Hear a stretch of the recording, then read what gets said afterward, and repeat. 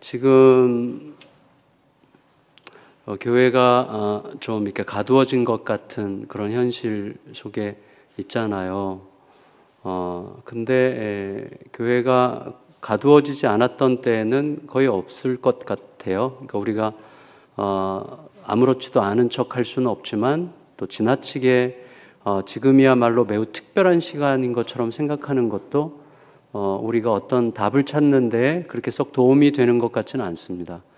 그래서 지금 과거에도 그랬고 지금도 그렇다고 생각이 되는데, 어쨌거나 지금 우리는 어쩌면 교회의 좀 영광, 한국의 70년대 80년대에 한국 교회가 엄청난 속도로 세계사에 유례가 없을 만한 속도로 굉장히 짧은 시간 안에 엄청나게 소위 성공적인 목회 현장을 경험했기 때문에 그것에 비추어 오늘 좀 더 상대적 좀 패배감 같은 것이 좀 더 진하게 느껴지지 않는가, 그렇게 생각이 되는데, 교회는 항상 가두어진 공동체라는 생각이 듭니다. 그리고 가두어져 있지만 가두어진 상태에서 더 중대한 진정성을 맛보게 하는 그런 특별한 공동체가 아닐까, 이런 생각이 듭니다. 왜냐하면 교회의 모체인 예수 그리스도 자신이 가두어진 존재로 이 땅에 존재하셨고, 그리고 예수님의 제자들도 갇혀있는 존재로 존재했었죠. 그래서 초대교회 100년부터 500년까지 역사를 다룬 제가 소개 이미 했던 초대교회의 길을 묻다라든지 초대교회의 역할, 1세기 교회에 대해서 요새 책들이 무척 많이 나오죠. 그래서 그 책들을 통해서 보더라도 교회는 늘 가두어져 있었고, 그래서 어떤 객관적인 압박에 가두어지든지 우리 자신의 방만한 교만과 자만과 안일함에 가두어지든지, 교회는 항상 가두어지는 곳이죠. 그리고 그것을 이제 어떻게 헤쳐나가서 하나님의 선하신 빛을 반사하는 그런 공동체로 설 것인가 하는 것이 우리들의 늘 중대한 과제였다고 생각이 됩니다.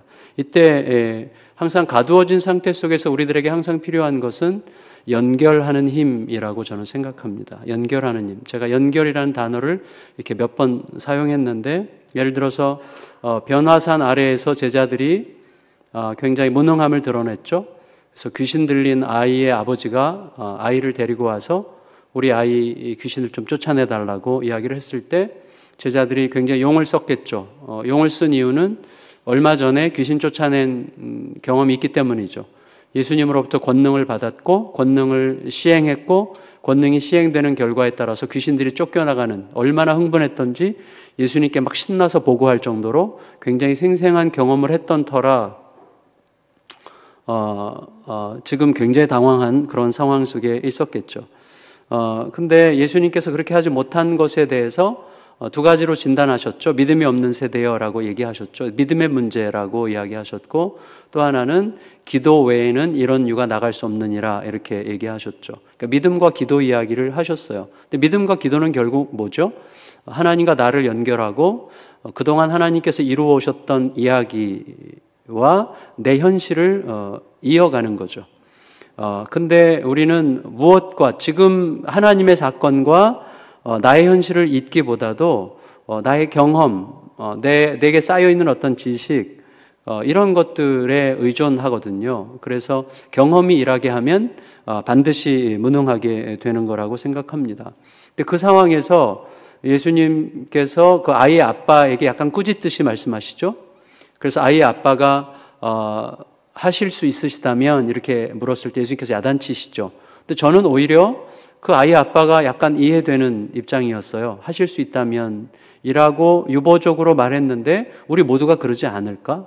이런 생각이 들었습니다. 그러니까 긴박한 그런 상황 속에서 믿습니다라는 말은 내가 내 마음이 저쪽 앞에 가서 강조하는 표현이긴 하지만 내 마음에서는 되기를 바라는 거죠. 될 수 있을까? 되기를 바라는데 과연 될 수 있을까? 할 수만 있다면 너무 좋겠는데 라는 마음이 당연한 거죠. 근데 우리로서는 당연히 표현할 수 있는 그것에 대해서 예수님께서 꾸짖으셨어요. 그렇다면 예수님이 부당한 게 아니라 꾸짖으실 만한 이유가 있기 때문에 꾸짖으신 거죠. 다시 말하면 예수님은 이렇게 말씀하신 셈이죠. 너가 지금 그동안 내가 행해왔던 모든 행함과 말해왔던 모든 것을 이 현실에 잘 연결할 수 있었다면 좀 더 확신 있게 나에게 말했을 수 있겠다라고 전제했기 때문에만 꾸짖을 수 있으셨던 거죠. 어쨌거나 저는 우리들의 삶에서 자꾸 이렇게 좀 소위 그 불연속성이 계속 생기는 거, 그러니까 하나님이 이루신 일과 이런 거죠. 우리의 과거에는 하나님께서 너무나 정밀하게 인도하셨다고 고백할 만한 사건들이 다 있습니다. 그때 어쩌면 그렇게 정확하게, 완전히 확실하게 하나님은 어떻게 이렇게 정확하게 인도하실까라고 말할 만한 우리들의 과거의 사건들이 반드시 있어요.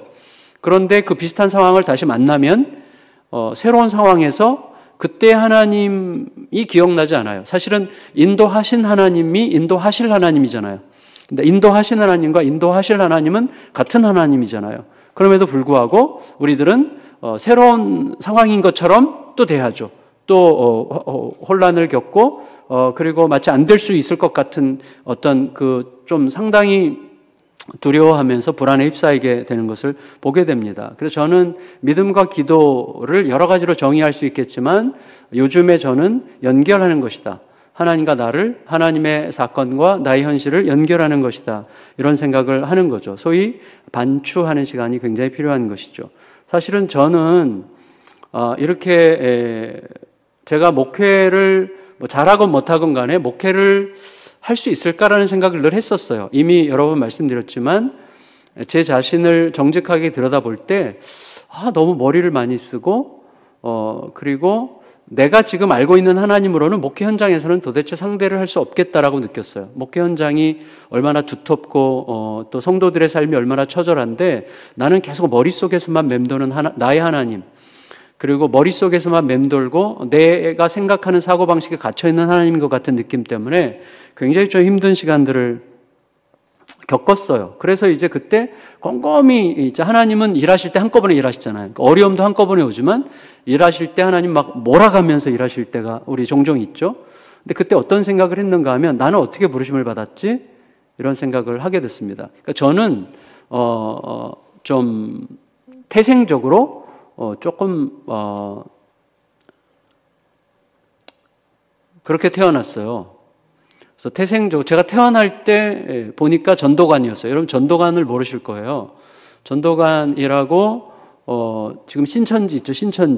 신천지의 아버지 뻘 되는 이제 그죠. 신천지가 지금 뭐 10만 명 넘는다 그래서 뭐 굉장히 그러는데 그때 전도관은 100만 명 정도. 박태선 장로라는 분이 이제 이렇게 막 그 남대문 교회 장로 출신이라고 하는데 저희 아버지가 남대문 교회를 다녔고 박태선 장로랑 친했고 박태선 장로를 따라서 나갔어요. 그래서 전도관을 시작하는 일을 같이 했고 전도관의 서울, 경기, 강원도 책임자를 맡았어요. 그래서 제가 태어나서 딱 보니까 저는 전도관 신도였어요. 열렬한. 물론 뭘 몰랐죠. 저는 그때 예수님 진짜 사랑했던 것 같아요. 어릴 때. 전도관에서는 초등학생도 새벽 예배 매일 갔거든요. 저는 예수님 생각하면 새벽 예배 갔다는 생각이 들어서 지금 이단 집단 안에도 좀 예수님을 이단 교주랑 상관없이 예수님 믿는 아이들이 있을 거라고 저는 생각을 해요. 근데 어쨌거나 그러다가 제가 초등학교 3학년 때 저희 아버지가 이제 전도사에 나오면서 전도관과 결별하면서 저희 가족도 전부 다 빠져나오게 됐어요. 참 놀랍게도. 그래서 서울로 덕소에 있다가 부천에서 태어나서 부천 제1신앙촌에서 태어나서 덕소 제2신앙촌으로 갔다가 그 다음에 이제 제가 초등학교 3학년 1학기 때 이제 결별하면서 저희 가족 모두가 다 서울로 올라와서 그때부터 이제 뭐 신당동, 장충동 이런 데서 쭉 살았어요. 그러다가 교회를 안 다니다가 제가 중학교 1학년 마치고 2학년으로 올라가는 1월달 방학 때 1월 첫째 주일이었어요. 첫째 주일날 그냥 저도 그날도 그냥 막연하게 세수하고 이렇게 좀 추위에 떨면서 막 이렇게 이불 속에 막 이렇게 있는 상태였는데 제가 저희 송파구 어디에 살았는데 송파구가 앞산에서 저 멀찍이 있는 산에 절이 있어요. 절에서 이제 그때는 불경 소리를 이렇게 녹음기에다가 이렇게 틀어놓고 막 이렇게 동네 사람들 다 들으라고 막 이렇게 막 나왔어요. 그리고 목탁 소리도 막 이렇게 나오고 막 이렇게 나오는데 갑자기 그 소리가 이렇게 들어오면서 내가 어릴 때 들었던 예수 나를 오라 하네 와 얘가 겹치는 거예요. 불경 소리가 하는데 예수 나를 오라 하네 똑똑똑똑똑똑똑 뭐 이렇게. 그래서 굉장히 제가 신기했어요. 그 참 너무나 특이한 경험이었어요. 그래서 이렇게 막 불경 소리가 저쪽에서 마이크를 통해서 막 들리는데 예수 나를 오라 하네가 저 밑에서 막 이렇게 깔리더라고요. 그래서 그럴 수도 있다는 생각을 이제 하게 돼요. 근데 제가 좀 그래서 무조건 교회를 가고 싶다 이런 생각이 들어서 막 씻고 열심히 막 다니다가 동네 언덕에 있는 빨간 벽돌 교회 동현교회라고 있어요. 그게 이제 나중에 잠실로 이사를 가서 제가 그 교회를 갔어요. 빨간 벽돌이 너무 예뻐가지고 그 교회 가서 등록하고 거기서 중학교, 고등학교 시절 보내고 거기서 만난 누나랑 결혼해가지고 지금까지 35년째 잘 살고 있는 거죠. 그러니까 그때 그 부르심이 저의 모든 인생을 결정한 거잖아요. 그러니까 그거를 설명할 길이 없잖아요, 사실은. 그러니까 그게 내 안에서 마음에 일어난 작동, 그리고 그게 하나님께서 그렇게 하신 것인지 뭔지 심리적 자극인지 뭔지 모르겠지만 어쨌거나 그 순간이 나의 인생을 굉장히 많은 나의 인생의 여러 가지 것들을 또 그 교회 담임 목사님이 저를 신학교 보내셨고 목사 된 것도 그 교회 때문이고 결혼도 그 교회에서 했고 그러니까 내 삶의 거의 90%에 해당하는 모든 것들이 그 한순간의 부르심에 의해서 결정이 됐단 말이죠. 그걸 이제 생각하기 시작했어요. 그래서 내가 지금 너무 머리 쪽으로 굴리고 있고, 공부한다고 물론 공부 열심히 해야죠. 그러나 너무 머릿속에 머물러 있는 하나님이구나, 이런 생각을 하면서, 근데 아무리 벗어나려고 해도 안 되는 거예요. 너무 이게 찌들어가지고, 머리로 움직이는데 너무 찌들어서 너무 힘든 거예요. 그러던 어간에 제 속에서 하나님을 새롭게 경험하게 된 계기를 말씀드리려고 하는 거예요. 어떻게 연결이 되는지. 그게 어떤 방식으로 연결이 되는지를 말씀드리려고 하는 건데, 제가 그때 이제 충현교회라는 교회에서 부목사를 할 때인데, 저희 같이 있었던 교육자 중에 김영대 선교사님이라고 그분이 아프리카 수단으로 이제 파송을 받게 됐는데, 그분이 가시면서, 왜 저에게 선물해 줬는지 모르겠어요. 근데 저에게 책 3권을 선물해 주셨어요. 책상에 놓고, 좀 도움이 되시길 바랍니다. 그리고 써놓고, 그리고 가셨어요. 그래서 저한테만 그렇게 선물하셨는데 이분이 제가 좀 너무 드라이해 보였던 것 같아요. 근데 그 책은 뭐냐면 제가 평소에 별로 취급하고 싶어 하지 않는 아마 합신에서도 별로 취급하고 싶어 하지 않을지도 모르는 예수전도단 여기서 별로 이렇게 좀 이래 하나요? 어떤지 잘 모르겠는데 하여튼 제가 예수전도단 별로 안 좋아했어요. 그때 제가 이제 습관이나 뭐 이런 것들 때문에. 예수전도단 출신 있죠, 여기. 아마 출신은 있을 거예요. 예수전도단의 그 설립자인 로렌 커닝햄이라는 분이 쓴 그 3권의 책이 교과서 같은 책이죠. 그래서 하나님 정말 당신이십니까? 내 신을 벗으라, 벼랑 끝에서는 용기인가? 뭐 이 3권의 책이 있는데 저는 그러니까 덮어놨어요. 그리고 이 선교사님 날 좀 자극하고 싶지만 나랑 너무 거리가 먼 이야기다 이렇게 생각했는데 어느 날 시간이 돼가지고 우연히 이제 이렇게 보기 시작했어요. 근데 그때 책을 잡고 3일 동안 3권을 다 읽었어요. 완전 재밌어요. 그 책 3권이 진짜 완전히 재밌습니다. 그리고 책을 딱 3권을 다 덮으면서 야 진짜 구라가 심하다. 이제 이런 생각이 뻥이 너무 심한 거예요. 그 중에 대표적인 케이스가 뭐냐면 이분이 하와이에서 전도 여행을 청년들이랑 하다가 이제 돈도 다 떨어지고 먹을 것도 하나도 없는데 이렇게 바닷가에 뚝방 같은 거 제방길인가 제방 같은 데 이렇게 걸어서 가는데 배고프고 돈도 없지고 먹을 것도 없지만 우리가 찬양은 부를 수 있지 않냐 그래서 찬양하자 그랬더니 찬양을 하고 가는데 갑자기 바다에서 물고기들이 뛰어 올라와 가지고 그 위로 물고기들 올라와서 그거 잡아서 드셨다는 이제 이런 내용이에요. 그래서 진짜 이렇게 구라가 심할까 이렇게 생각을 했어요. 근데 그 선교사님이 왜 이거 나한테 주고 갔지? 근데 마침 진짜 하나님의 이 희한한 이끄심이 뭐냐면 그때로부터 2년 전에 저희 막내 처제가 결혼해서 하와이에 살고 있었어요. 호놀루루에. 그래서 바로 휴가를 내서 이제 휴가를 그때 2주를 주셨는데 2주 내서 호놀루루로 갔어요. 아내와 함께 가서 처제 집에 갔다가 저는 곧바로 다시 거기서 비행기 타고 거기서 또 비행기를 타야지 이제 코나라는 섬으로 또 가죠. 가서 이제 로렌 커닝햄을 무조건 만나러 간 거예요. 제가 좀 저돌적인 게 있는데 못 만났죠. 엄청 바쁜 분이고 안 계시더라고요. 그래서 거기서 한 2, 3일 그냥 그분 친구들에게 이 얘기 저 얘기 듣고 그리고 다시 처제네 집에 와서 처제한테 물었어요. 미양아, 우리 이제 같은 교회 출신이라서 이제 그냥 미양아 이렇게 부르는데, 야, 여기 혹시 물고기가 막 이렇게 뛰어오르고 막 그래? 그랬더니 처제가 응 그러는 거예요. 그래. 근데 언젠진 모르겠는데 가끔 그런 일이 있대. 그리고 나도 본 것 같기도 한데 뭐 이런 식으로 얘기를 하는 거예요. 그러면서 동영상을 찾아서 보여줬어요. 동영상 여러 찾아보면 있어요. 물고기가 막 바다 위로요. 뭐죠? 이렇게 제 방 그쪽으로 막 몇천 마리 몇 마리 막 뛰어오르는 그런 동영상이 있어요. 깜짝 놀랐어요. 제가 보면서. 왜 하필이면 그 시간에 뛰어올랐을까? 배고픈 그 시간에. 그래서 제가 그때 생각을 약간 달리 하기 시작했어요. 그래서 내 색깔이 아니라고 그래서 아닌 건 아닐 수 있겠구나. 이렇게 생각한 거예요. 왜냐하면 그런 방식으로 하나님을 경험하면서 매우 헌신적으로 예수 그리스도를 사랑하는 방식으로 살아가는 사람들도 있을 수 있겠구나라고 제가 이제 약간 열린 거예요. 그러면서 뭐 해보고 싶었냐면, 로렌 커닝햄이 이렇게 무슨 세미나 같은 거를 할 때 이제 중간에 브레이크 타임 때 나가서 커피를 마시는데 갑자기 커피 마시는 동안에 하나님께서 감동을 주신대요. 너의 지갑을 꺼내서 길에다 던져라. 너 지갑 꺼내서 돈을 다 길에다 던져라. 뭐 이런 식의. 그러니까 이런 게 이제 이해가 안 가는 거죠. 그러니까 하나님께서 좀 이상하신 하나님이고, 내가 믿는 하나님이 아니잖아요. 나의 하나님이 아니야, 그분은. 그리고 그걸 또 하나님 음성으로 알아듣는 인간도 좀 희한한 인간이고, 그래서 이분은 실제로 지갑을 꺼내서 돈을 거기다 던져. 그리고 이렇게 보는 거예요. 근데 어떤 사람이 지나가다가 돈을 이렇게 쉬어보고 막 울더래요. 그리고 왜 그러냐 그랬더니, 자기가 오랫동안 방황했는데 집에 이제 들어가서 새로운 삶을 출발하려고 하는데 보니까 돈이 있어서 쉬어보니까 정확하게 집에 갈 금액이다. 딱 맞았다. 근데 그 돈은 얼마 전에 이분 지갑에 있던 그 돈이잖아요.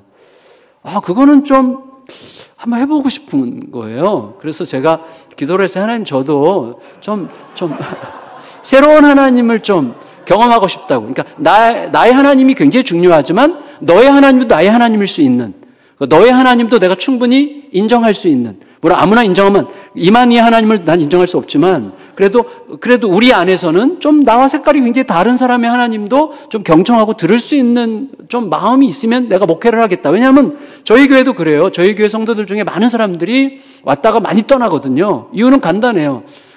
저희 교회 바로 옆에 순복음교회가 있거든요. 불로인데, 그러니까 오셨다가 우리 교회는 불이 없어. 그러니까 그냥 가는 거예요.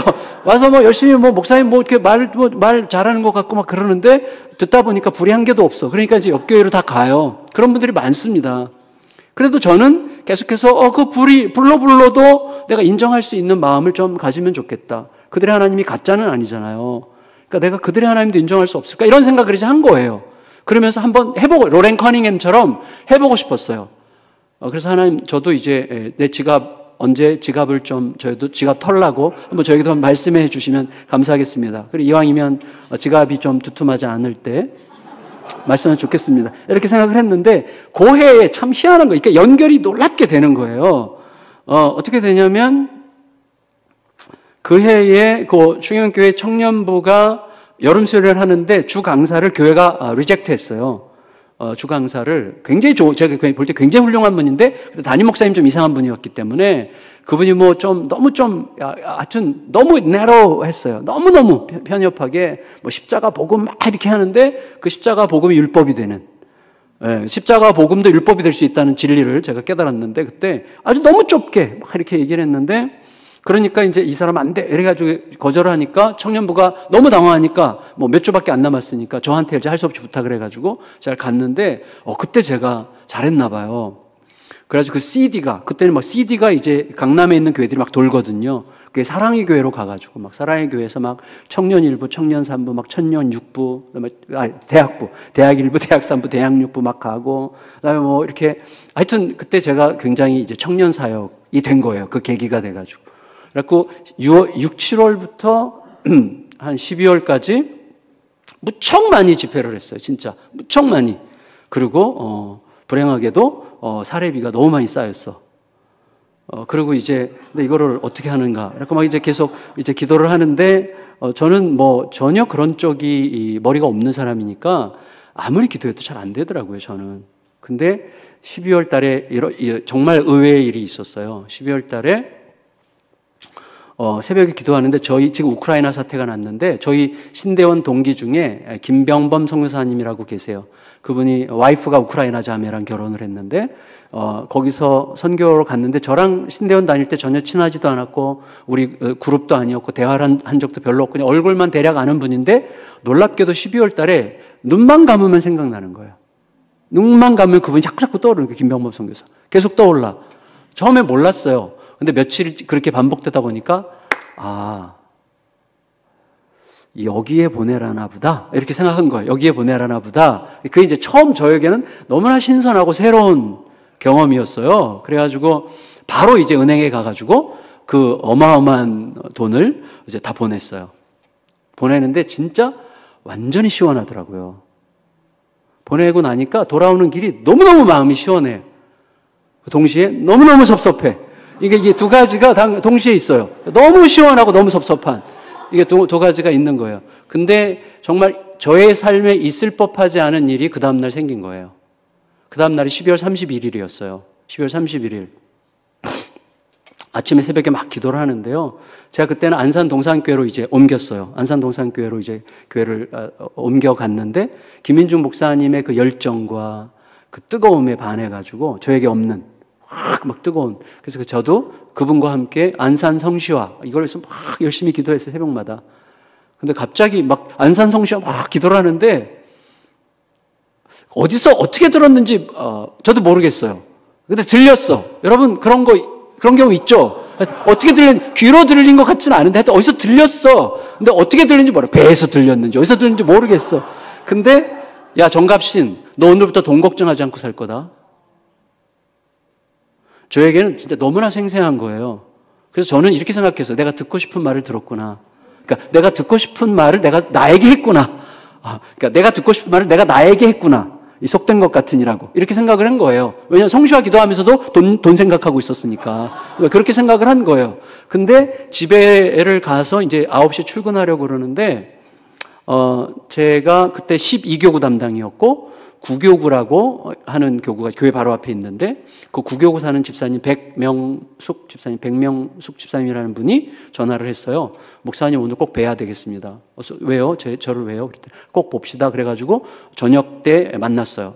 송구영신 예배 들어가기 직전에 만났어요. 만나서 근데 이분이 앉자마자 봉투를 딱 꺼내는 거예요.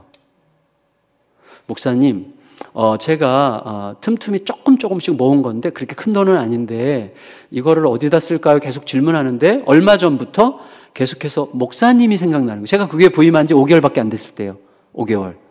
근데 자꾸 정갑신 목사님이 자꾸 생각나서 이거 아무래도 목사님께 드리라는 거라고 느꼈다고. 그래서 목사님께 드리는 거니까 목사님 기도하시면서 쓰세요.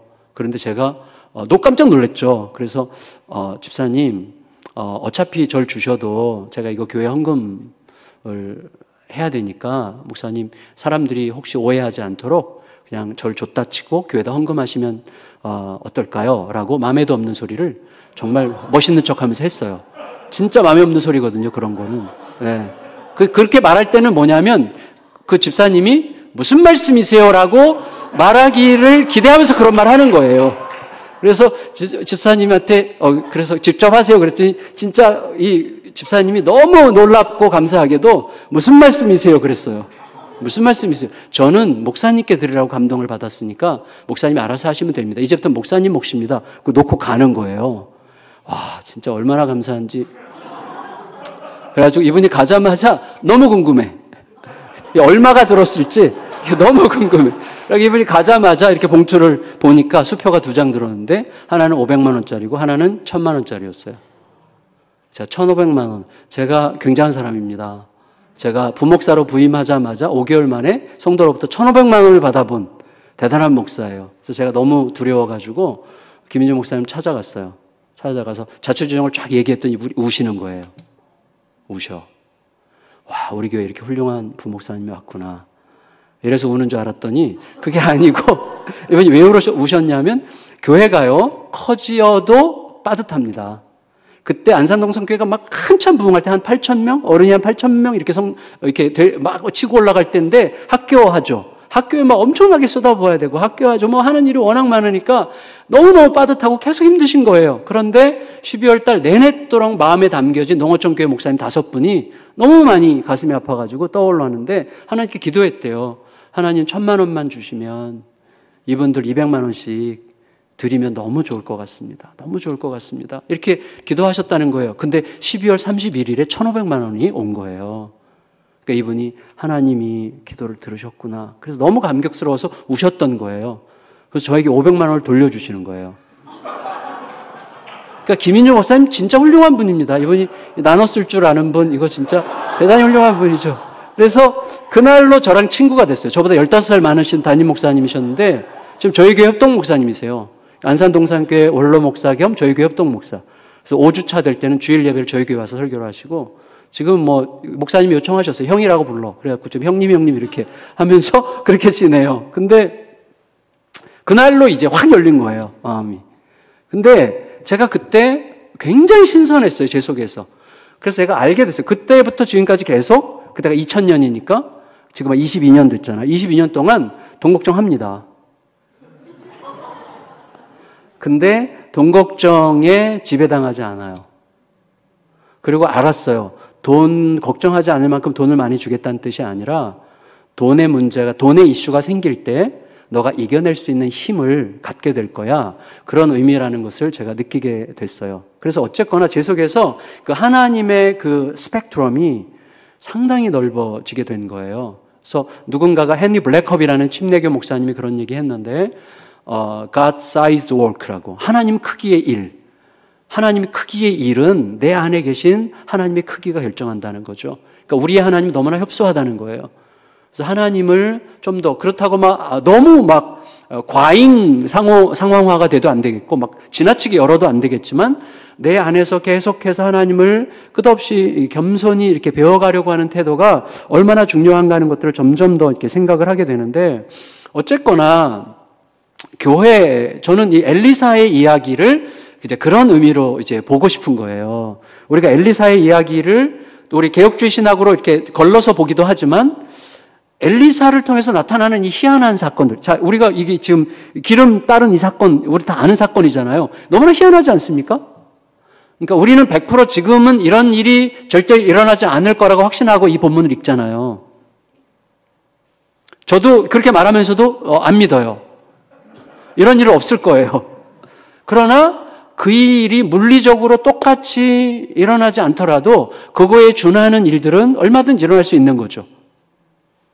그러니까 이 속에서 우리도 갈등하고 있는 거예요. 우리도 어느새 이성주의, 과학주의에 상당히 우리도 모르게 물들어 있는 거예요. 그래서 모르겠어요. 그래서 이게 어디까지가 옳은 건지 모르겠어요. 그럴 수도 있다고 우리가 오병이어는 지금 일어나지 않는다라고 우리는 단정적으로 말을 함으로써 편안함을 느끼지만, 편안함을 느낄 때 그것은 과연 정말로 옳아서인지, 아니면 그럼 예수님은 지금 없다는 뜻인지, 예수님이 지금 그렇게 일하실 수 있는 분이 아니라는 뜻인지, 예수님이 의지해도 안 된다는 뜻인지, 아니면 내가 이미 내 속에 물들어 있는 무엇인가가 그렇게 생각하도록 말하고 그렇게 생각할 때 비로소 안전하다고 느끼기 때문에 그렇게 말하는 건지 는 헷갈리는 거예요. 그러니까 저는 거기에 대해서 단정 짓지 말고 일단은 한번 귀에 기울여 보자는 거예요.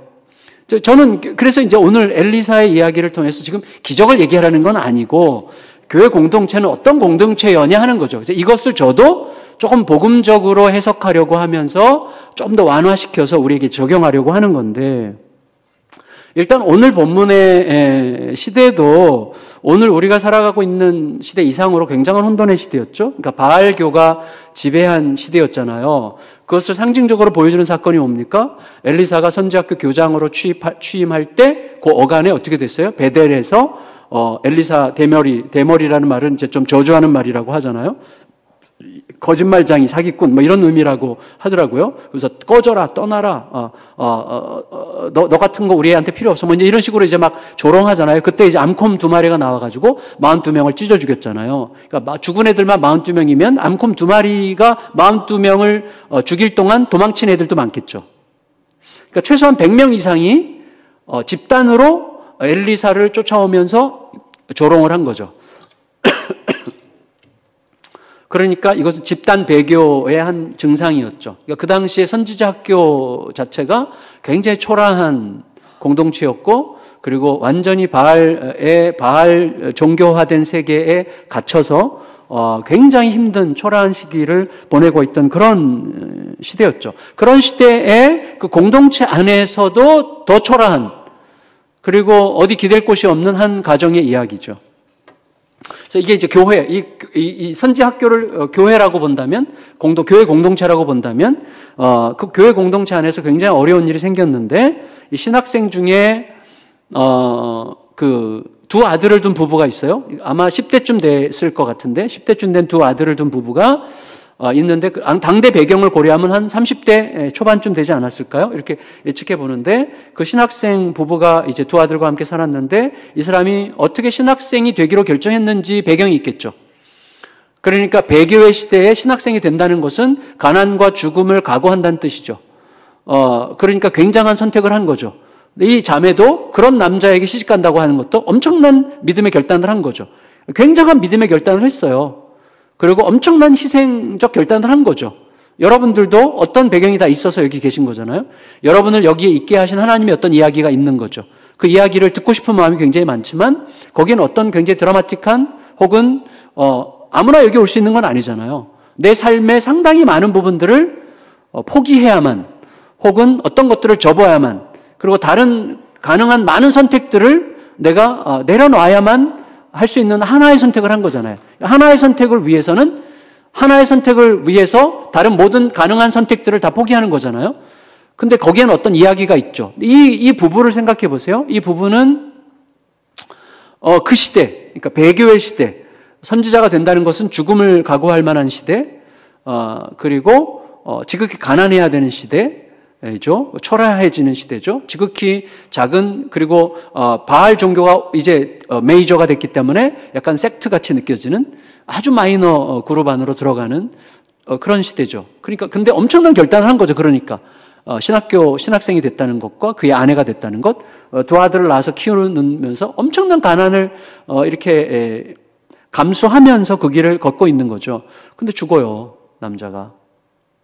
그러니까 그 당시에 과부는 어떤 존재인지 아시잖아요? 과부는 죽음의 냄새가 나는 존재죠.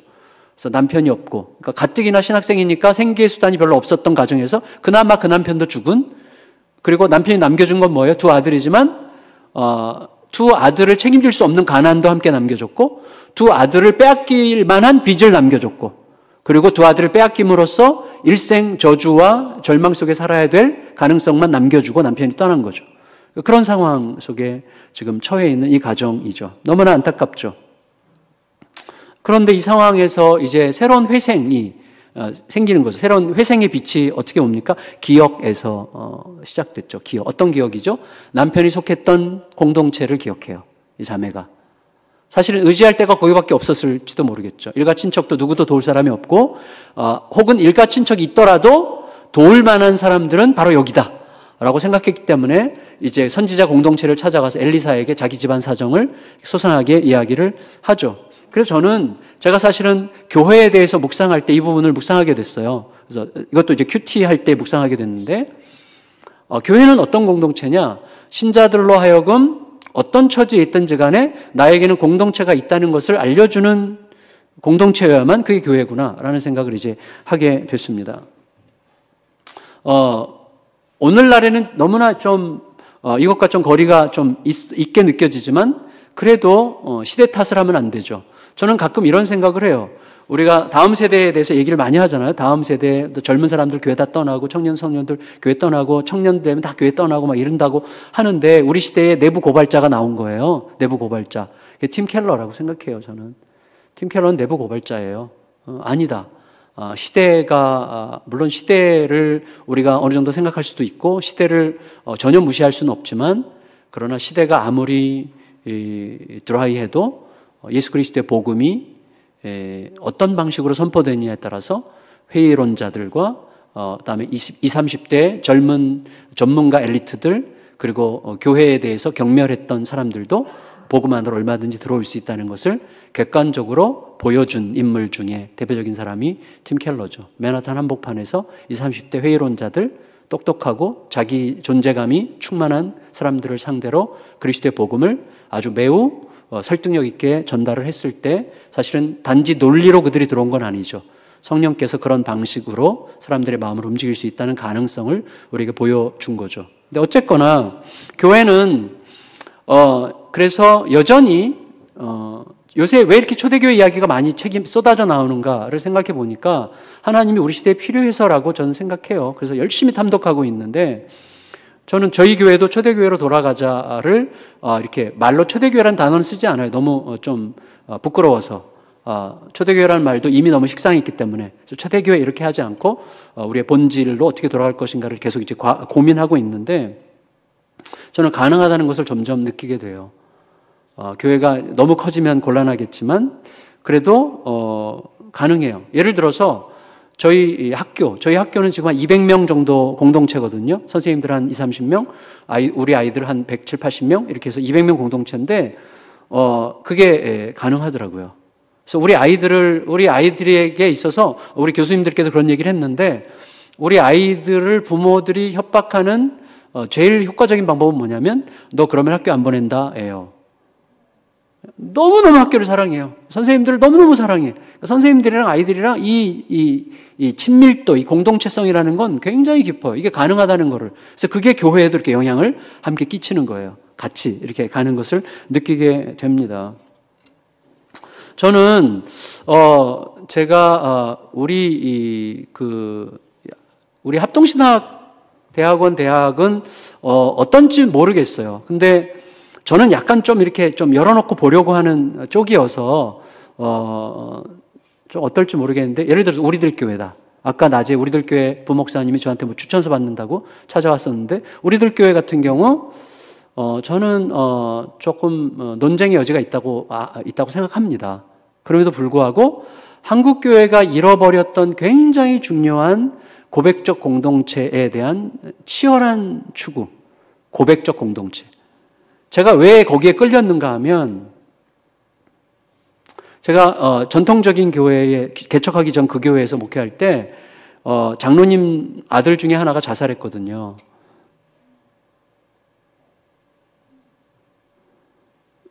이 장로님이 그게 교회에 알려질까 봐 얼마나 두려워하시는지. 그리고 물론 그럴 수 있죠. 얼마든지 그럴 수 있죠. 그런데 그래서 교회에 알리지 않고 조용히 장례식을 치르려고 하시더라고요.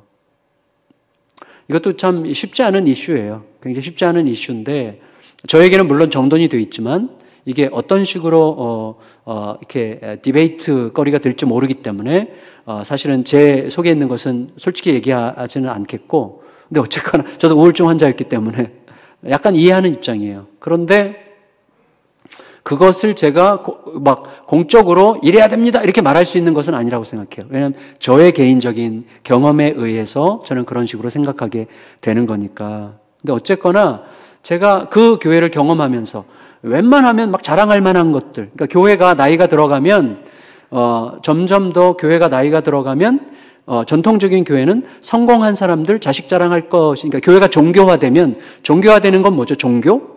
교회가 종교화되는 것은 거래적 관계만 남는 거죠. 그러니까 하나님께 이렇게 했더니 이렇게 해주셨다. 이거잖아요. 그러니까 내가 잘 사는 것은 하나님께 축복하실 만한 요소가 내게 있었기 때문이다라는 논리가 흐르는 게 종교잖아요. 그래서 내가 열심히 했더니 도와주셨다. 이거잖아요. 그러니까 내가 어떻게 했더니 이렇게 하시더라. 하나님도 어쩔 수 없으시대? 뭐 이렇게. 그러니까 나의 어떠함에 의해서 내가 어떻게 했느냐에 따라서 나에 대한 하나님의 반응이 결정되는 거잖아요. 나의 행동의 정도가 나에 대한 하나님의 보상의 정도를 결정하는 게 종교잖아요. 그래서 종교는 거래하는 거죠. 나의 선행과 하나님의 보상을 거래하는 게 종교잖아요. 그러니까 종교는 완전히 무능한 거죠. 근데 교회가 나이가 들어가면 종교화돼요. 점점 더. 그래서 어떻게 되냐면 자랑할 게 있는 사람들만 남게 돼 있어요. 그래서 그 교회도 강남 한복판에 다 좀 살만한 분들이 거의 남았고 정말 어려운 분들은 다 떠났어요. 정말 제가 그때 뭐라고 해야 될까요? 교회가 어디서부터 잘못됐을까? 이 고민을 이제 굉장히 심각하게 많이 하게 됐는데 그때 고백할 수 없는 공동체. 내 속마음을 털어놓을 수 없는 공동체. 자, 이 자매 문제가 시작된 시발점이 어디 있어요? 나에게 공동체가 있다는 것을 기억한 곳에 붙어 있어요. 근데 그런 공동체는 어떤 공동체가 됩니까? 내 문제를 들어줄 귀를 가졌다고 내가 생각해야 가서 말하죠. 내 문제를 들어줄 기가 없는 교회에 가서는 절대 말하지 않습니다. 그래서 가난한 자들이 교회를 다 떠나잖아요. 제가 우리 성도들에게 계속 강조하는 게 뭐냐면 어려운 분들, 가난한 분들이 우리 교회에서 자꾸 떠나면 우리 교회는 망한 겁니다. 그날로 문을 닫읍시다. 이런 얘기를 자꾸 하게 돼요. 사실은 예수님께서 오셔서 세우고자 하셨던 교회는 가난한 자들만의 교회는 아니지만 가난한 자들이 얼마든지 나의 형편과 어려운 형편들을 충분히 쏟아내서 말할 수 있는 공동체를 형성한 거잖아요. 그게 교회잖아요. 그런 의미에서 저는 우리들 교회 그 시도에 어떤 의미를 느끼고 우리가 뭔가를 귀 기울일 면도 있다고 생각을 하는 거예요. 사실은 제가 그 교회 그 목욕탕 세미나에 강사로 몇 번 갔어요. 가서 고백은 너무나 중요한 거다. 우리가 뭔가를 고백하려면 내 안에 뭔가가 죽어야 된다. 그러니까 내 안에 뭔가가 죽지 않으면 고백할 수 없다. 그러니까 고백은 죽음의 사건이다. 근데 오늘날의 교회는 죽음이 없다. 다 살려고 그런다. 그러니까 좋은 것만 얘기하고 고백하지 않는다. 내 처절함을 절대로 고백하지 않는다. 그리스도의 죽음은 사라졌다. 그리스도의 죽음이 없는 교회. 여러분, 그런데 이 여인은 그 극심한 고통과 아픔과 서러움을 이야기할 공동체를 찾아간 거예요. 그게 선지자 학교였어요. 합동신학대학원 대학이 그런 공동체가 되면 얼마나 좋을까요? 그렇죠? 이 학교 졸업한 사람들 누군가가 어려움이 있을 때 언제든지 찾아와서 내 속을 이렇게 얘기할 수 있는 이 선지자 공동체처럼. 이게 사실은 교회로 치면 교회가 그래야만 하는 것이죠. 저는 정말 막 화를 내면서 얘기할 때가 어떤 때는 어려움이 생겼기 때문에 교회를 떠나는 분들이요. 그건 교회에 대한 저주입니다. 너희들은 교회가 아니야 라고 우리를 정죄하는 것입니다. 부디 제발 잘할 테니까 좀 떠나지 말아주세요. 어려움을 좀 고백해 주세요. 이렇게 얘기를 하게 돼요. 첫째 공동체는 그래야 신자들의 공동체는 어때야 됩니까? 어떤 문제가 있을 때 가서 언제든지 내 이야기를 고백하고 쏟아내서 그 공동체의 이슈가 될 수 있도록 나를 개방하는, 그래서 그렇게 개방해도 괜찮다고 느낄 수 있는 느낌을 간직한 그런 공동체여야만 하는 것이죠. 그게 교회죠. 저는 그게 대답하는 교회의 굉장히 중요한 요소라고 생각합니다. 두 번째로 이 여인이 엘리사를 찾아왔을 때 엘리사가 우리가 보통 어떻게 하죠? 자, 우리 같이 기도합시다. 열심히 기도합시다. 옛날에 김홍전 박사라는 분이 기도란 무엇인가라는 책에서 무슨 얘기했죠? 누군가에게 기도해 줄게요라는 말 쉽게 하지 마십시다. 기도해 줄게요라는 말은 그 기도가 응답될 때까지 내가 할 수 있는 모든 것을 하겠습니다라는 무게를 실을 때만 기도해 준다고 말하세요. 라고 그분이 가르친 것이 제가 대학 다닐 때 읽었는데 엄청나게 충격받은 적이 있었어요. 그 이후로 기도해 주겠습니다 이런 말을 잘 못하겠더라고요. 요즘은 다시 목회하면서 남발하고 있는데, 그래서 사실 그게 자꾸 생각이 나요. 생각나면서 제가 사실은 이렇게 쌓이는 게 없어요. 자꾸 이제 이게 해야 되니까. 그러니까 기도해 주겠다는 말을 하면 가난해야 돼요. 그러니까 저축할 수가 없어. 근데 어쨌거나 이게 엘리사가 기도해 주겠습니다라고 할 때 그 참 의미 있는 말이잖아요. 근데 기도해 주겠습니다라고 하지 않았어요. 그리고 우리가 모금할게. 우리 또 보통 모금하잖아요, 교회가. 근데 모금도 안 했어요. 어떻게 했어요? 니네 집에 뭐 있어? 이렇게 물었어요. 그래야만 하는 것은 아니지만, 기도할 수도 있고 모금할 수도 있지만, 오늘 본문을 통해서 우리가 배울 수 있는 것은 니네 집에 뭐 있어라고 물을 수 있는 곳이 교회여야 된다고 생각합니다. 그러니까 교회는 요즘에 그런 얘기 많이 하잖아요. 교회는 너무나 소비자들로 가득하다. 소비자들로 충만한 것이죠. 다 소비자로 오잖아요, 교회를. 그러니까 교회는 모이는 성도들에게 너한테 뭐 있어? 니네 집에 뭐 있어? 라고 물을 수 있는 공동체여야 한다고 생각합니다. 헨리 나우엔이 쓴 마지막 책이 뭐예요? 헨리 나우엔이 쓴 마지막 책 Fundraising and Spirituality거든요. 모금과 영성이라는 책을 썼어요. 모금과 영성. 그러니까 굉장히 사실은 실제적인 접근을 하려고 한 거죠. 그러니까 이 모금하는, 돈을 모으는 것이 얼마나 영적으로 다뤄져야 되는지, 또 얼마나 영적인 문제인지를 이제 이야기하고자 했는데, 저는 우리들의 신앙이 점점 더 두 손과 발로 이렇게 움직여지는 과정이 매우 필요하다는 생각을 목회하면서 점점 더 많이 절실하게 알게 됩니다. 그래서 저는 이렇게 생각해요. 자, 엘리사가 이 여인에게 니네 집에 뭐 있어? 그랬더니 빈 그릇, 그릇 있습니까? 너희 집에 그릇에 대해서 이야기를 하니까 엘리사가 하나님께 질문했다는 말은 본문에 없지만 하나님께 질문해서 들은 게 아니라면 절대로 그렇게 할 수 없는 지시를 하죠. 그래서 그릇 준비하게 하고 그릇이라 뭐 기름 조금 있다고 했는데 그릇 다 빌려오라고 그러죠. 그릇을 최대한 빌려오라고 그러죠. 그리고 기름을 따르라고 그러죠. 그거는 뭐예요? 엘리사가 사람으로서 할 수 있는 말이 아니잖아요. 그러니까 하나님께 질문하지 않았더라면, 그리고 하나님께 질문을 함으로써 하나님의 답을 듣지 않았더라면 절대로 그렇게 대답할 수 없는 말을 한 거죠. 그러니까 생략되어 있을 뿐이지 사실은 하나님께 물은 거죠. 질문했죠. 하나님께 질문하는 공동체가 됐던 거죠. 제가 지금 계속 의도적으로 반복적으로 얘기하는 게 질문이라는 거예요. 오늘날 우리는 너무 질문하지 않는다. 이런 생각을 하게 됩니다. 엘리사 혼자서 물었을 가능성이 많지만 예수님은 함께 묻게 하셨다고 생각합니다. 그래서 우리를 그의 몸으로, 우리 각자를 교회로, 우리들의 모임을 교회로 세우셨고 우리가 함께 묻게 하셨다고 생각이 됩니다. 그래서 교회는 끝없이 질문하는 공동체고 또 질문을 하게 하는 공동체여야만 한다. 그런 생각을 하고 제가 가고 있는 길, 제가 가려고 몸부림하는 길을 이제 나누는 거예요.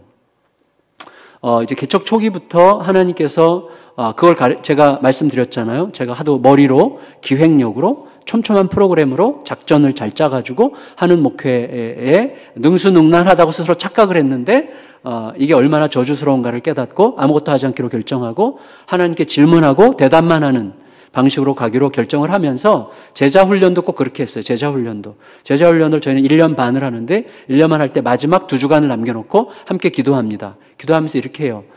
각자가 기도하면서 이 제자반이 이제 15명 정도인데 보통 여러분이 평생 특별한 사정이 없으면 평생 함께 할 수 있는 의미 있는 복음 사역이 무엇일지를 함께 우리 각자가 묻고 기도해 봅시다. 이렇게 해요. 그리고 각자 이제 한 10분 동안 막 기도를 하고 쫙 서로 얘기해요.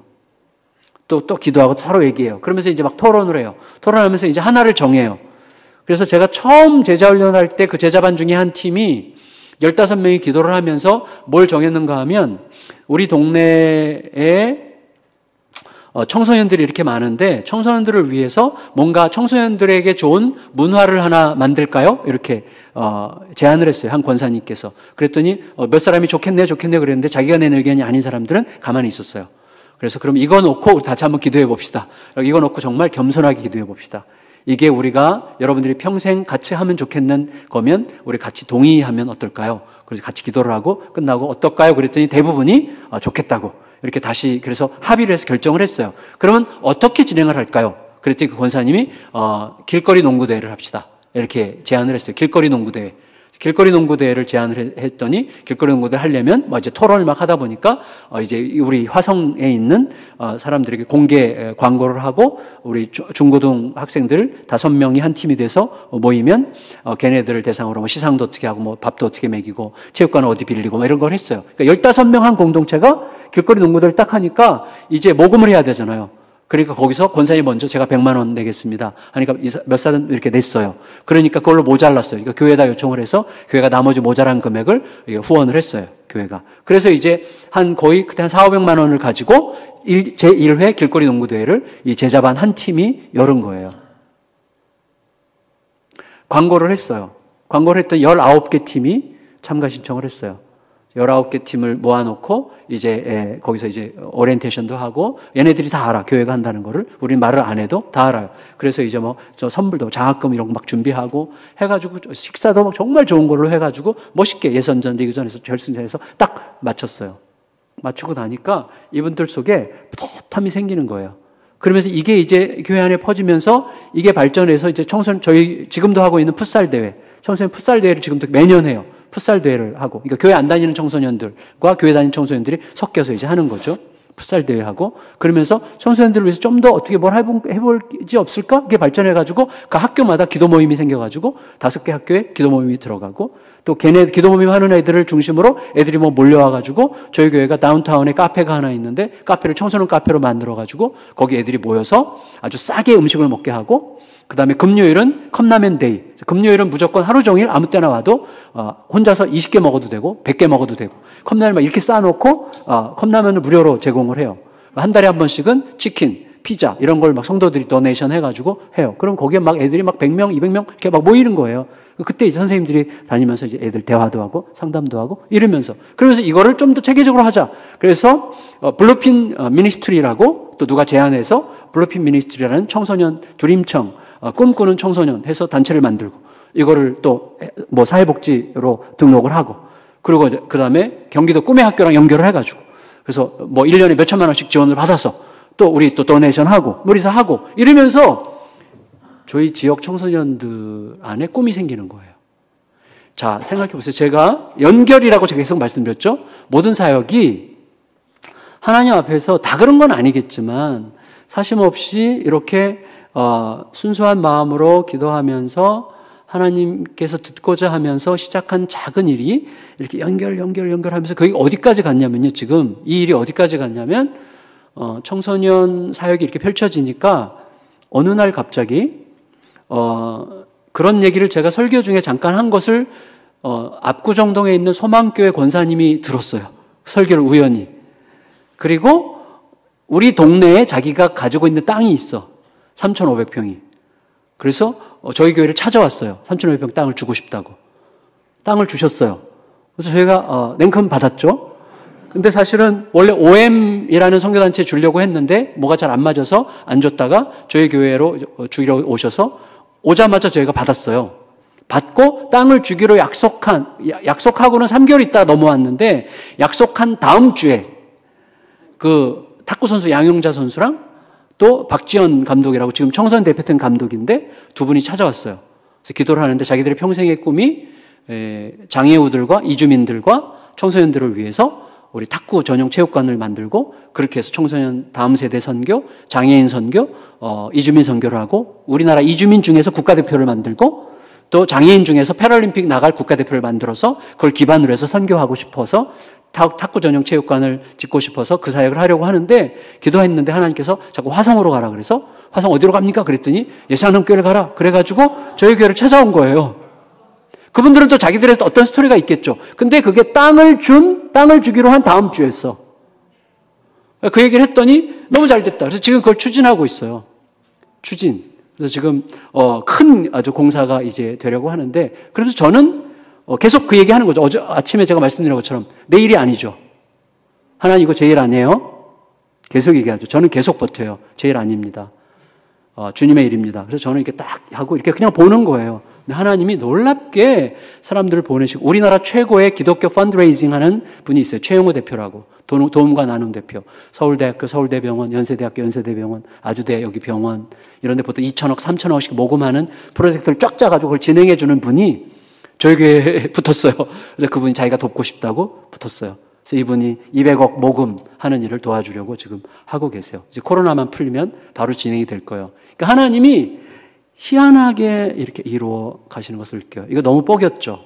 정말, 약간 오버한 느낌이 드네요. 근데 어쨌거나 굉장히 중요한 것은 저는, 대답하는 공동체인데, 대답하는 교회인데, 대답하는 교회의 전제는 뭐예요? 질문하는 교회예요. 끝없이, 제가 오전에도 그 말씀 드렸잖아요. 우리는 너무 질문이 없어요. 왜 질문이 없죠? 알기 때문이에요. 혹은 알기 때문이 아니라 안다고 생각하기 때문이에요. 질문하지 않습니다. 이거는 정말 굉장히 많이 회복해야 될 저는 주제라고 생각합니다. 교회는 질문하는 교회여야 된다. 끝없이 성도들로 하여금 질문하게 하라. 저는 엘리야가 너희 집에 뭐가 있느냐? 그리고 그릇을 최대한 많이 빌려라. 그리고 기름병 준비해라. 이것을 하나님께 질문했기 때문에 들었기 때문에 할 수 있는 말을 했다고 확신해요. 그게 아니면 설명이 안 되는 내용이에요. 생략됐을 뿐이죠. 어떻게 무례하게 자기가 하나님인 것처럼 그렇게 말할 수가 있겠습니까? 불가능한 거죠. 질문했기 때문에 가능했다고 저는 할 수가 있을 것 같습니다. 그리고 한 걸음 더 나아가서 교회는 뭐냐? 이렇게 저는 엘리사가 그 여인에게 될 수 있는 대로 많은 그릇을 빌려오라 그랬잖아요. 많은 것을 빌려와라. 너가 빌리는 양만큼, 너 믿음의 양만큼 채워줄게. 이런 의미로 보통 적용을 많이 하는데 저는 약간 다른 방식으로 적용을 했어요. 공동체에 자꾸 관심이 많으니까. 저는 이 여인이 되도록 많은 그릇을 빌리려면 어떻게 해야 되죠? 되도록 많은 사람들을 만나야죠. 저는 그게 하나님의 뜻이었다고 생각해요. 되도록 많은 이웃 공동체와 연관되게 해줘. 그러니까 이 여인의 이슈가 그 마을 공동체의 이슈가 되게 하는 거예요. 그래서 마을 공동체가 다 알도록, 그리고 마을 공동체가 그 여인의 이슈에 참여하도록 하는 거죠. 저는 그게 훨씬 더 놀라운 면이라고 생각이 됐어요. 그래서 할 수 있는 한 그것을 많이 빌리게 하죠. 할 수 있는 한 많은 이웃을 만나야죠. 그들에게 내 사정을 말해야하고 나누어야죠. 그것을 빌리려면 사정을 말해야죠. 그러니까 그 가정마다 다 들려주는 거죠. 어떤 일이 있을 것인가 기대감이 생기는 거죠. 엘리야를 통해서 어떤 일이. 그러니까 베델, 바알 종교로 가득한 시대에 사람들 가정마다 하나님이 하시려고 하는 어떤 일이 일어나고 있을 거라는 것을 사람들이 예측하게 하고 동시에 그 일에 그들이 몸으로 참여하게 하는 거죠. 그것을 빌려줌으로써 참여하게 하는 거죠. 그래서 이게 마을의 이슈가 되게 하는 거예요. 저는 그게 교회라고 생각해요.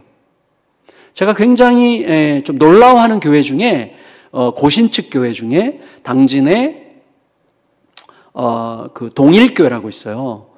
저희 그 목사님, 그 동일교회 목사님 갑자기 이름이 생각이 안 나네. 그 목사님 저희 모임 멤버로 수년 동안 같이 모임 멤버하고 미국 여행도 같이 가고 한 분이신데 그 목사님은요, 네? 이수은 목사님. 이수은 목사님. 제가 이렇게 개인적으로 썩 좋아하는 분은 아니지만 그래도 하여튼 훌륭한 분이세요. 훌륭한 분이신데 그분은 제가 이렇게 했다는 말을 들으면 그 자식 참 이렇게 얘기하실 분이에요. 저보다 이제 형님이신데 근데 가까워요. 아주 가까운 분인데 그분이 그 일을 너무 잘해요. 그러니까 교회의 관심이 이 당진이라는 그 도시의 이슈가 되게 하고 당진의 이슈에 교회가 적극적으로 참여하면서 교회와 마을이 연계되게 해요. 그 중에 가장 좀 누구나 할 수 있으면서도 예쁜, 사랑스러운 시도가 이런 거예요. 주일날 교회에서 식사를 한 달에 한 주인가는 식사를 아예 안 해.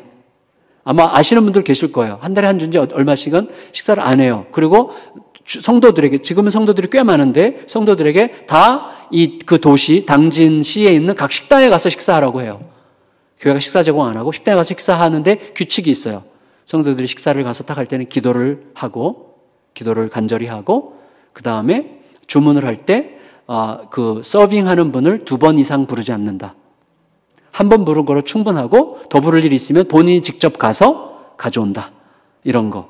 그 다음에 밥을 먹을 때 가능한 한 그분들에게 따뜻하게 대해준다. 그리고 밥을 다 먹은 다음에 그릇을 다 정리해서 한꺼번에 싹 가져갈 수 있도록 정리를 깨끗하게 해놓는다. 그리고 나갈 때는 팁을 반드시 놓고 넉넉히 팁을 놓고 떠난다. 규칙이에요.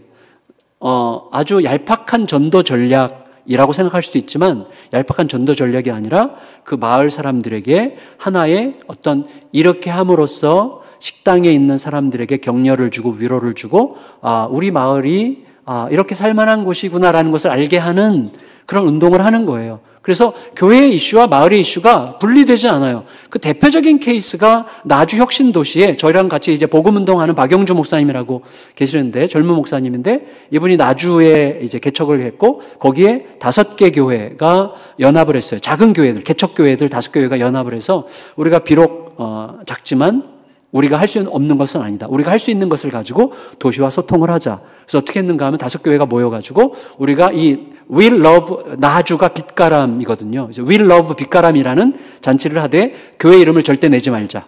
그리고 그냥 순수하게 그냥 사랑하자. 이 마을을 사랑하자. 그래서 어떻게 하냐면 음식을 한 교회에서 막 5개씩 준비하면 5교회면 25가지잖아요. 3가지씩만 준비해도 15가지잖아요. 음식을 그 정도는 준비할 수 있다 우리가. 그래서 준비를 해가지고 그 다음에 그 음식을 맛있게 먹을 수 있는 게임을 옆에다가 준비해서 게임을 해서 게임에서 쿠폰 따가지고 음식 먹고 그리고 중간에 뭐 애들 상담도 하고 뭐 게임을 여러 가지 만들고 해서 뭐 하여튼 재밌게 그런 코너들을 만들어가지고 하나의 마을 잔치를 이렇게 합니다라고 광고를 하고 준비를 했어요. 첫 해에 3,000명이 모였어. 그러니까 이제 거쳐간 사람들이 3,000명이에요. 깜짝 놀랐어요, 이분들이. 어디서 하는 거예요? 그러면, 윌러브 빛가람입니다. 이렇게 얘기한 거예요. 교회 얘기 잃지 않아. We love 빛가람이라는 우리 모임에서 하는 겁니다.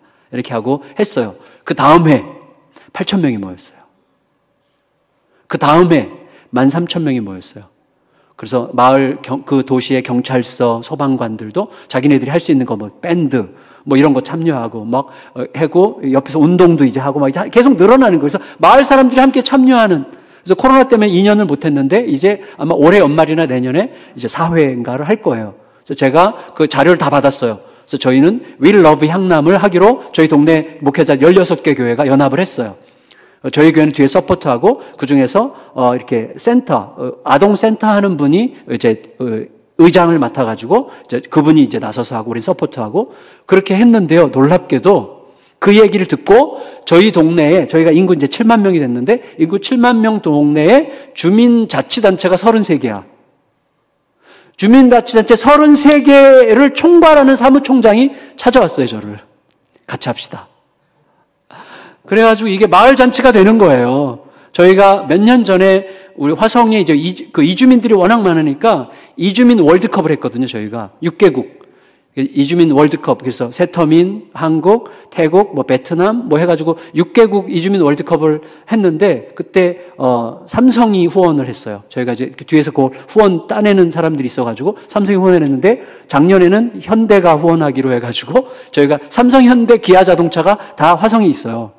그래서 이제 돌아가면서 한 번씩 이렇게 이제 후원하라고 하려고 그러거든요.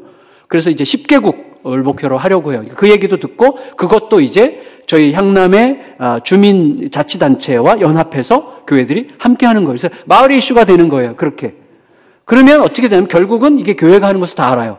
나주역 신도시에 그분들이 나중에 그렇게 고백하더라고요. 3년 차 되니까 사람들이 와서 그런대요.